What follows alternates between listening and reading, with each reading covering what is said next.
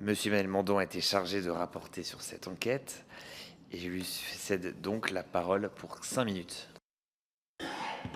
Merci, Monsieur le Président.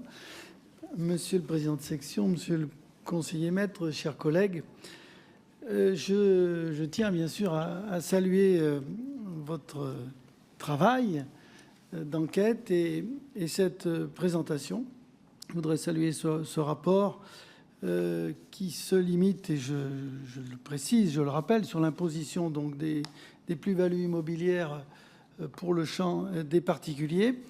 Et c'est un sujet pour notre commission qui était, moi je pourrais le dire, un peu relativement inédit dans la mesure où je crois qu'il est peu souvent abordé, enfin au moins depuis quelques années, alors qu'il est, je crois, vraiment au cœur de la problématique de la politique du logement et du logement, un sujet qui intéresse particulièrement l'ensemble des membres, je crois, de notre commission, compte tenu de l'actualité immédiate. Alors, vous me permettrez de revenir, bien sûr, sur quelques questions et quelques points que vous avez déjà abordés au cours de la présentation ou même dans les dernières questions. Alors, votre rapport, ce rapport indique que les dispositifs d'exonération ciblés et d'abattement exceptionnel sont justifiés soit par la situation du vendeur, soit par les objectifs relevant de politiques sectorielles, seraient à la fois mal connus et insuffisamment évalués par l'administration.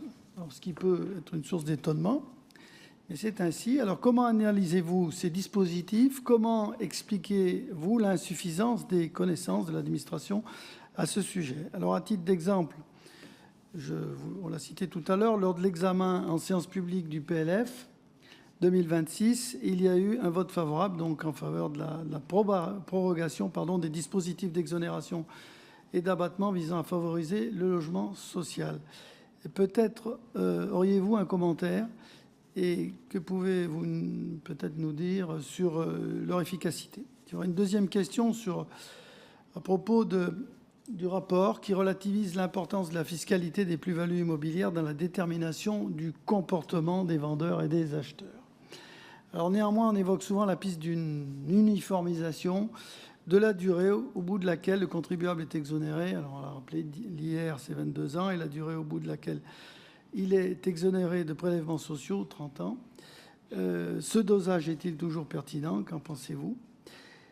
Par contre, vous avez étudié un scénario axé sur le remplacement de l'abattement en fonction de la durée de détention par la prise en compte de l'érosion monétaire. Et là, vous indiquez que cela représenterait incontestablement un surcroît d'imposition et donc de recettes.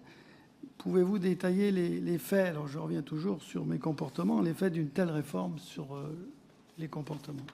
Et puis, vous avez étudié la piste consistant à créer une nouvelle exonération ciblée en cas de cession d'un bien à un ménage primo-accédant afin de favoriser l'accession à la propriété. Et je crois qu'il y a peut-être des exemples étrangers qui pourraient nous éclairer. Voilà. Et troisième type de question, le rapport évoque la piste d'un rapprochement de la fiscalité des plus-values immobilières et mobilières. Vous en avez parlé. Une piste aujourd'hui, donc un rapprochement, taxation au PFU, prélèvement forfaitaire unique de 30%, qui est tel qu'il avait été mis en place dès 2018, afin de favoriser la neutralité fiscale entre les différents types d'investissements. Alors cette approche est-elle courante dans les exemples étrangers que vous avez pu étudier? Quels sont ses effets budgétaires et comportementaux? J'y reviens. Et concernant enfin la possibilité évoquée dans le rapport d'imputer les moins-values sur les plus-values, avez-vous étudié les effets qu'aurait une telle réforme si on l'étendait aux plus-values immobilières? Je vous remercie.